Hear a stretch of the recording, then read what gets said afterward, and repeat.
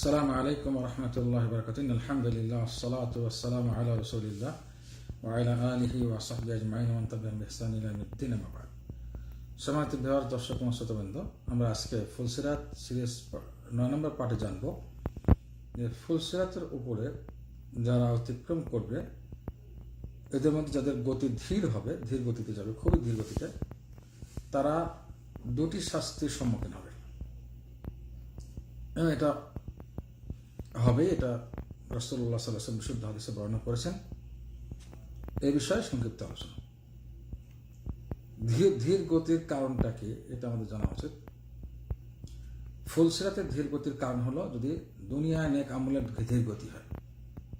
যেমন গতি দুনিয়ার নেক আমলের হবে, তেমন গতি ফুলসিরাত হবে। অনেকে ধীর গতির আছে, নেক কাজে আগায় না, দুনিয়ার কাজে বেশি বিজি থাকে এবং ভালো কাজ করে কিন্তু খুব ধীর গতিতে, দুনিয়ার কাজ খুব দ্রুত করতে পারে।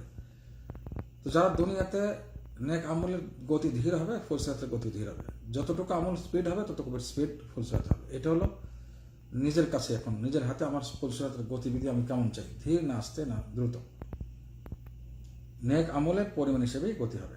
যারা ধীর গতিতে, ধীর আমলের কারণে দুনিয়াতে ধীর গতি যাদের ফুলসিরাতে হবে, তাদের দুটো শাস্তির সম্মুখীন হতে হবে। 1 নম্বর শাস্তি হলো যে আগুন তাদের চেহারা ঝলসে ফেলবে, জাহান্নামের আগুন তাদের চেহারা ঝলসে ফেলবে।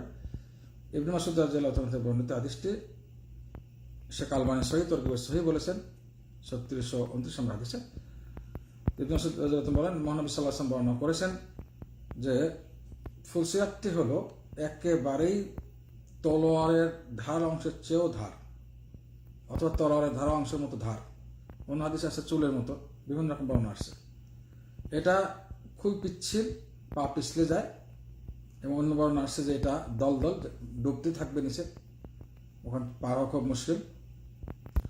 প্রত্যেকে তার নূর হিসেবে যতটুকু নূর সে পাবে, সেই নূর আমলের নূর, নেক আমলের নূরের পরিমাণ হিসেবে তার ওখানে চলার গতিবিধি হবে। সুতরাং যার নূর খুব পাওয়ারফুল হবে, বিদ্যুৎ গতিতে, বিদ্যুতের মতো আমরা বিজলি থেকে সেরকম, সে সেভাবে যাবে। কারো গতি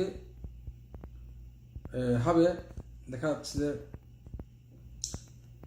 তারকার মতো, তাদের গতিবিধি সেরকম আলোর গতিতে হবে। কেউ কেউ একেবারে চোখের পলকে চলে যাবে, কেউ কেউ এমন থাকবে যে বাতাসের গতিতে, কেউ কেউ আছে যে মানুষ যখন দৌড়ায় তাদের গতি হিসেবে দৌড়ানো মানুষের মতো, কেউ কেউ আবার আছে যে ওই যে একটু বেশি দূরে নাচতে আসতে, যেটাকে ঝেঁকে ঝেঁকে হাঁটে না, সব শক্তি দেখিয়ে, ওইভাবে হাঁটবে। নিজ নিজ আমলের হিসাবে তার গতি হবে। এবং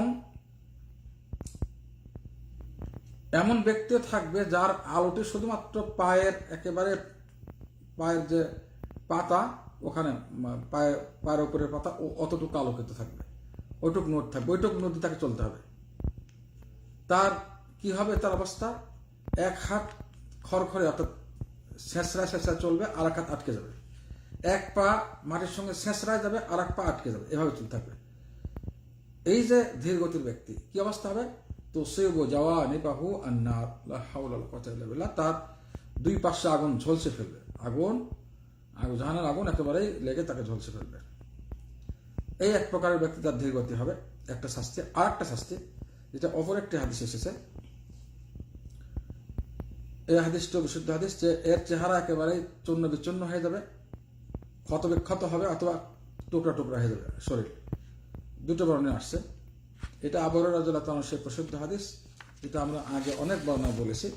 আমি শেষ অংশটুকু উল্লেখ করছি হাদিসের, যেহেতু বুখারী মুসলিমের হাদিস, শেষ অংশটুকু যেটা আছে, সেদিন নবী রসুল ছাড়া কেউ কথা বলবে না, এবং সে সমস্ত রসুলগণ সেদিন বলবে সাল্লিম সাল্লিম, আল্লাহ উম্মতকে বাঁচাও, রক্ষা করো, আল্লাহ নিরাপদে রাখো। তারা উম্মতের জন্য দোয়া করবে। আল্লাহ উম্মতের কথা বলেছে এটা ব্যাখ্যা। এবং সেই জাহান্নামে, যে জাহান্নামের উপরে ফুলসিরাত প্রতিষ্ঠিত হবে, কি থাকবে, আরব বিশ্বের মরুভূমির কাঁটা, সাধারণ বৃক্ষের কাঁটার মতো একেবারে আং থাকবে, যেটা আংটা বলি, এরকমভাবে এইভাবে লোহার উপরের দিকে বাঁকানো এরকম থাকবে এই আংটাগুলো। এটা কত বড় আল্লাহ ছাড়া কেউ জানেন, এত বড় বড় আংটা থাকবে। এবং এই আংটাগুলোর কাজে যারা এখানে যাবে তাকে আক্রমণ করা, একেবারে চুম্বকের মধ্যে ধরে ফেলবে, কিডন্যাপ করে নেবে ওদেরকে।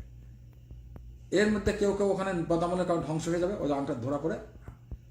কেউ কেউ আছে যে কি হবে, এখানে প্রশ্ন, বেহোশ হয়ে যাবে, বেহোশ হয়ে যাবে ওর আঘাতে, অথবা এক ব্যাখ্যা আছে টুকরো টুকরো হয়ে যাবে এবং টুকরো টুকরো হয়ে জাহান্নামে নিক্ষিপ্ত হবে।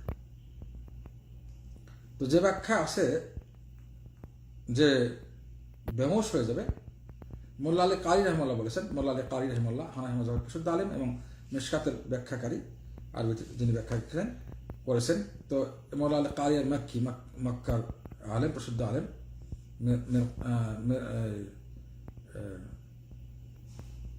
মিশকাতের ব্যাখ্যা যিনি লিখেছেন,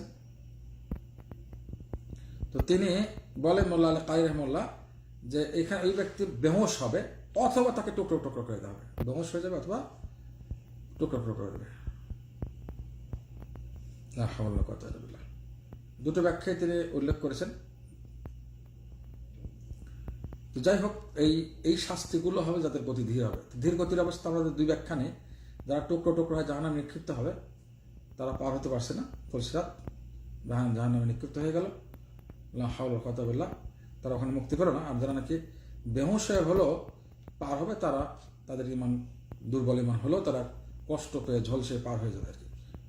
আবার জাহান্নামে যারা টুকরো টুকরো হয়ে পড়ে যাবে, যদি সামান্য আমল থাকে, তো একসময় জাহান্নামের এই শাস্তি ভোগ করা হয়, তারা আবার উঠবে, যেটা আমরা সেই মুসলিমে পেয়েছি। যার ইমানটা একেবারে সরিষার দ্বারা ভ্রমণ, সেও জাহান্নামের নিচে অবস্থান করবে। তার ইমানটা একমাত্র নবী রাসূল কেউ চিনতে পারবে না, কোনো মানুষও জানবে না সুপারিশ করে বের করার জন্য, একমাত্র আল্লাহ ছাড়া। এই ব্যক্তি জাহান্নাম থেকে সর্বশেষ বের হবে, ও ঘটনা আমরা জানি। সুতরাং জাহান্নামে যে পড়েও যায়, শাস্তি ভোগ করে অনেক উঠবে, অত্যধিক কম আমল হলে ইমান আসে, এই জন্য আর কি। তাহলে এই কঠিন শাস্তি থেকে আমাদের রক্ষা করুন। ওই মহা দুর্যোগ, সবচেয়ে মহাবিপদের দিবস হলো ওই কিয়ামতের মাঠে ফুলসিরাত পারের এই সময়টা। এর চেয়ে কঠিন সময় মানুষের জন্ম থেকে নিয়ে মৃত্যু পর্যন্ত বা তারপরে কখনো হবে না। এই সময়টা, এটা কঠিন সময় পার করবে সবাই। এমন সেজন্য এই সবাই নাফসি নাফসি বলবে, একমাত্র রাসূলুল্লাহ সাল্লাল্লাহু আলাইহি ওয়াসাল্লাম বলবে উম্মতি উম্মতি, আমার উম্মতকে রক্ষা করো আল্লাহ। ইয়া নাফসি বলা যাবে না, ইয়া মানে তো নাফসকে ডাকা হয়ে গেল, নাফসি নাফসি, আল্লাহ আমাকে বাঁচাও, এটা। এবং নবী রাসূল সালিম সালিম আল্লাহ আমার উম্মতকে রক্ষা করো বলবেন, নবী রাসূল তো আমরা পেলাম। আল্লাহ আমাদের সবাইকে কঠিন দিবস থেকে রক্ষা করুন এবং আমাদের আমল স্পিড দুনিয়াতে বাড়ানোর তৌফিক দান করুন, যেন আখিরাতে আমাদের আমল স্পিড বেড়ে যায় এবং ফুলসিরাতে দ্রুতবেগে পার হওয়ার আল্লাহ তাআলা তৌফিক দান করেন, আমিন। আমরা আল্লাহ তাআলা আমাদের সবাইকে সঠিক দিন জেনে আমল করার মধ্যে তৌফিক দান করুন, আমিন। ওয়া আখিরু দাওয়ানা আলহামদুলিল্লাহি রাব্বিল আলামিন। আসসালামু আলাইকুম ওয়া রাহমাতুল্লাহি ওয়া বারাকাতুহু।